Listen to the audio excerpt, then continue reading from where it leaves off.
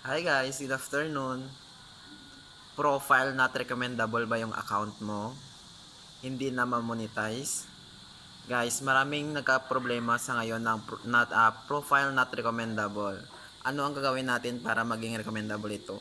May nakita po ako isang video na nag-post na sinasabi daw, try nyo guys, itry nyo ito. Hindi po yun madadala sa mga report a problem tapos mag-send kayo kay Meta, hindi po yung madadala po. Ang gawin nyo po, sabi daw sa video at ang sabi daw niya is after 1 week na balik na po, naging recommendable na po yung ano niya, yung profile niya. So yung ginawa niya daw, palagi lang daw magla-live at maging updated sa Facebook mo. Kung gumawa ka ng video, gumawa ka ng content, gumawa ka ng reels, kahit long video at mag-live ka guys. Yun daw yung effective na paraan para mabalik sa recommendable yung iyong profile.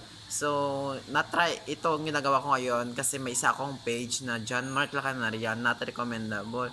So, yun ginagawa ko ngayon, palagi ako nag-active kasi sayang yun meron akong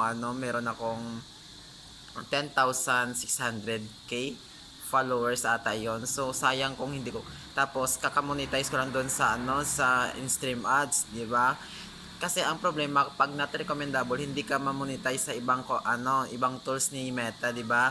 Ma-monetize ka lang kapag wala kang restriction at violations. So ang hirap kasi guys magkaroon ng ganyan, pero tina-try natin ngayon yung nagre-research na ako about sa not recommendable, kung ano ang maaari mangyari pag not recommendable, paano kung recommendable ano daw, kasi 'di ba sabi, pero pag not recommendable ma-monetize ka, pero limited lang yung manonood ng video mo, 'di ba? Yung manonood lang ng video mo yung mga followers mo. Hindi ko lang alam kung ma-monetize ka talaga doon. Basta para sa akin, parang ma-monetize ka ata, pero hindi ka pero maliit yung viewers mo ata. Nakadepende sa followers mo. So, yun, itry natin gawin guys. Mag-ano kayo guys. Pag not recommendable yung profile or FB page nyo, gawin nyo is magla-live. Always, palagi ka magla-live.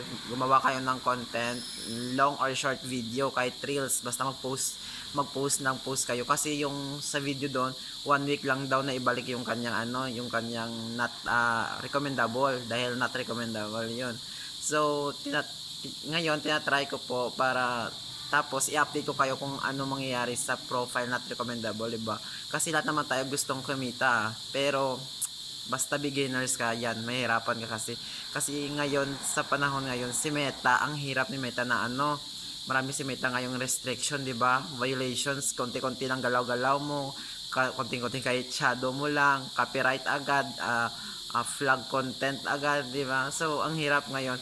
Kaya guys, dapat maging strict din tayo at ayusin natin yung mga salita natin, yung ginagawa natin, yung content natin, para hindi natin ma-violate yung partner monetization program ni Meta. So dapat guys, gawin mo ang content mo na maging engaging at alam mo naman siguro kung ano yung mga violations. Dapat mag-research ka para malalaman mo ang mga violation, kung ano dapat ang pwede mong i-upload at hindi mo i-upload.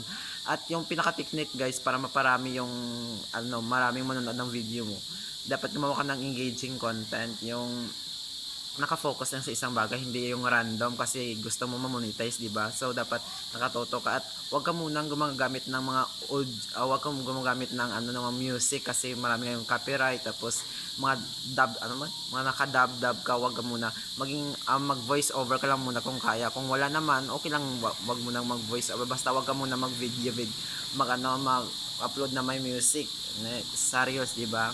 So ayun lang, basta guys, try nyo yung not recommendable. Kung recommendable, i-update ko kayo yung sa akin, kasi yun ginawa ko. Maraming salamat, thanks for watching.